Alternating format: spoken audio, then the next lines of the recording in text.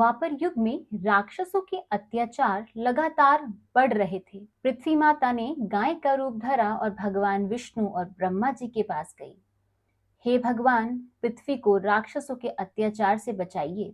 ब्रह्मा जी ने कहा, प्रभु, आपका पृथ्वी पर 8वां अवतार लेने का समय हो गया है। भगवान विष्णु बोले, अवश्य मनुष्य रूप में जन्म लूंगा और पृथ्वी का उद्धार करूंगा। दोस्तों, आज हम आपके लिए लेकर आए हैं भगवान श्री कृष्ण के जन्म की पूरी अद्भुत कथा। भगवान श्री कृष्ण के जन्म की वो पवित्र घटना जिसे हम जन्माष्टमी के रूप में मनाते हैं। यह कहानी है अत्याचारी कंस के अंधकार को मिटाकर धरती पर प्रकाश लाने वाले देवकी वसुदेव के 8वें पुत्र की। तो चलिए शुरू करते हैं। ये कहानी शुरू होती है मथुरा से। वो मथुरा जहां एक राजा था उग्रसेन, लेकिन असली ताकत उसके बेटे कंस के हाथों में थी। कंस नाम सुनते ही मन में एक क्रूर चेहरा उभर आता है। वो अपने ही पिता को जेल में डालकर मथुरा का राजा बन बैठा। लेकिन एक इंसान था जिसे वो बहुत प्यार करता था। वो थी उसकी बहन देवकी। जब देवकी की शादी वसुदेव जी से तय हुई तो कंस ने देवकी से कहा, देवकी, तुम्हारे चले जाने के बाद ये महल सूना सूना हो जाएगा। और फिर कंस ने वसुदेव से देवकी का विवाह करा दिया।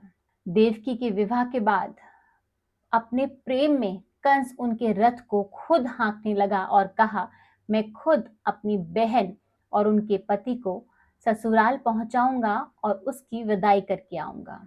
इसीलिए वो खुद उनकी विदाई के लिए ससुराल के लिए निकल पड़ा, मानो भाई का प्यार उफान पर हो। लेकिन तभी रास्ते में जाते हुए एक आकाश से आवाज गूंजी, हो क्रूर कंस, तू क्यों इतना खुश है? सावधान, जिस बहन को तू इतना प्यार करता है उसी के गर्भ से जन्म लेने वाला 8वां पुत्र तेरी मृत्यु का कारण बनेगा। ये सुनते ही कंस का प्यार ना रहा और वो राक्षस बन गया।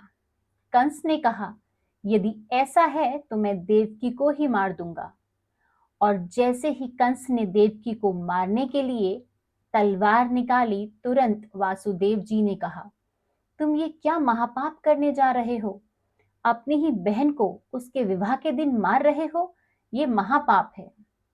यदि तुम देवकी को छोड़ दो तो तुमसे मैं ये वचन देता हूं कि हमसे पैदा हुए हर बच्चे को मैं तुम्हें सौंप दूंगा। अब कंस ने अपने सैनिकों को मथुरा लौट चलने के लिए कहा। उसने देवकी और वसुदेव को कैद कर लिया और ऐलान कर दिया, तुम्हारा हर बच्चा मैं जन्म लेते ही मार डालूंगा। उन दोनों पर कंस ने बहुत से पहरे बिठा दिए ताकि उनकी हर खबर कंस को मिलती रहे। वसुदेव और देवकी अपनी विवाह का जो नया जीवन शुरू करने वाले थे, उसके बजाय अब वो जेल में थे। देवकी अपने भाई का ये व्यवहार देखकर बहुत दुखी थी। समय बीता। जब पहला बच्चा हुआ तो वचन के अनुसार वसुदेव उस बच्चे को कंस के पास लेकर आए। बच्चे को देखकर कंस के मन में ममता जाग जाती है और वो सोचता है, मुझे तो खतरा 8वें पुत्र से है। इस बालक ने मेरा क्या बिगाड़ा है? और वसुदेव को बच्चे को वापस ले जाने को कहता है। यहाँ ये देखकर नारद जी सोचते हैं, यदि कंस के मन में ममता का भाव जाग जाएगा तो भगवान अवतार कैसे लेंगे? और नारद जी कंस के पास पहुंच जाते हैं। नारद जी अपने हाथ का कमल का फूल कंस को देते हैं। नारद जी कंस से पूछते हैं, कंस, मुझे ये बताओ, इस फूल की पहली पत्ती कौन सी है और 8वीं पत्ती कौन सी है? कंस कहता है, इस फूल की तो हर पत्ती ही पहली और 8वीं है। तब नारद जी बोले, इसी प्रकार तुम्हें कैसे पता देवकी की कौन सी संतान पहली और कौन सी 8वीं है? क्या पता भविष्यवाणी की गिनती में पहली संतान ही 8वीं हो? कंस यह सुनकर दंग रह जाता है और उसका माथा चकराता है और सोचता है, ये मैं क्या भूल करने जा रहा था। कंस कारागार जाता है और कहता है, देवकी, मुझे बच्चा दे दो, और बच्चे को पैरों से पकड़कर जमीन पर पटक देता है। जिससे वो बच्चा उसी पल मर जाता है। साल बीतते गए, देवकी के एक एक बच्चे को कंस ने मार डाला और ऐसा करके उसने देवकी के 7 बच्चों को मार डाला।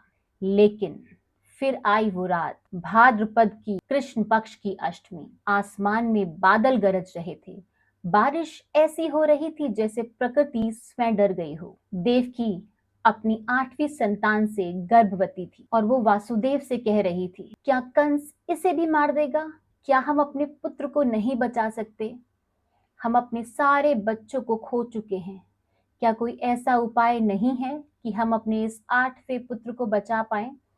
और वसुदेव और देवकी दोनों मिलकर भगवान विष्णु को हाथ जोड़कर ये प्रार्थना करते हैं कि हे प्रभु, हमारी रक्षा करो, हमारे पुत्र की रक्षा करो। तभी जेल में भगवान विष्णु प्रकट हुए। उन्होंने वासुदेव से कहा, तुम्हारी इच्छा पूर्ण हो गई, मैं तुम्हारे 8वें पुत्र के रूप में जन्म लूंगा। उस बच्चे को यहाँ से गोकुल ले जाओ और उसे वहां नंद के यहाँ जन्मी बच्ची से बदल दो। ये कहकर भगवान अंतर्ध्यान हो गए। जेल के अंधेरे कोने में देवकी ने आधी रात में एक बच्चे को जन्म दिया और उसी पल जेल की दीवारों से एक तेज फूटा। वो बालक कोई साधारण नहीं था। उसके 4 हाथ थे, एक हाथ में शंख, दूसरे में सुदर्शन चक्र। देवकी वसुदेव समझ गए ये स्वयं भगवान विष्णु हैं जो कंस के अत्याचार को खत्म करने आए हैं। वसुदेव ने कहा, देवकी, इस बच्चे को जल्दी से मुझे दो, मैं इस बच्चे को गोकुल में नंद यशोदा के पास छोड़ आऊंगा। वसुदेव ने बालक को सूप में रखा और जेल के दरवाजे खुल गए। पहरेदार गहरी नींद में सो गए। बाहर बारिश थी, यमुना नदी उफान पर, लेकिन जैसे ही वसुदेव जी ने पैर रखा, यमुना का पानी रास्ता देने लगा और फिर एक विशाल सर्प जो शेषनाग थे वो टोकरी के ऊपर छत्र बन गए। गोकुल पहुंचकर वसुदेव ने बालक को यशोदा की गोद में रख दिया और उनकी कन्या को ले आए। जेल में आते ही दरवाजे बंद हो गए और जैसे ही कन्या के रोने की आवाज आई, रक्षकों ने ये बात तुरंत कंस को बता दी। कंस दौड़ा हुआ आया। उसने देवकी ने कहा, ये तो पुत्री है, पुत्र नहीं। भला एक पुत्री से आपको क्या खतरा हो सकता है? पर कंस ने एक न सुनी। उसने बच्ची को पकड़कर पत्थर पर पटकना चाहा, लेकिन वो कन्या आकाश में उड़कर योग माया बन गई और बोली, हे कंस, तुझे मारने वाला तो गोकुल में पल रहा है, समय आने पर वो तेरा वध कर देगा। ऐसा कहकर योग माया अंतर्ध्यान हो गई। ये सुनकर कंस भयभीत हो गया। कंस ने श्री कृष्ण को मारने के लिए बहुत से दैत्यों को भेजा, परंतु श्री कृष्ण ने अपनी अलौकिक माया से सभी दैत्यों को मार डाला। बड़े होकर श्री कृष्ण ने कंस का वध किया और उग्रसेन को मथुरा का राजा बनाया। इस तरह भगवान श्री कृष्ण का जन्म हुआ और उसी दिन से भाद्रपद की अष्टमी को कृष्ण जन्माष्टमी के रूप में मनाया जाने लगा। लोग आज भी उस रात का व्रत रखते हैं, मंदिरों में झांकियां सजती हैं और गोकुल मथुरा में नंद घर आनंद भयो, जय कन्हैया लाल की धूम मचाई जाती है। तो ये थी वो पावन कथा जब अंधकार पर प्रकाश की जीत हुई, जब एक मासूम बालक ने इतिहास बदल दिया। हरि अनंत, हरि कथा अनंता। जय श्री कृष्ण। आज की वीडियो अगर आपको अच्छी लगी है और आपको इससे कुछ भी शिक्षा मिली है तो हमारी इस वीडियो को लाइक, शेयर एंड कमेंट जरूर कीजिएगा और ऐसे ही और वीडियोस के लिए हमारे channel mystery and mind with Chitra को सब्सक्राइब करना मत भूलिएगा। आज की वीडियो देखने के लिए आपका बहुत बहुत धन्यवाद। राधे राधे, जय श्री कृष्ण।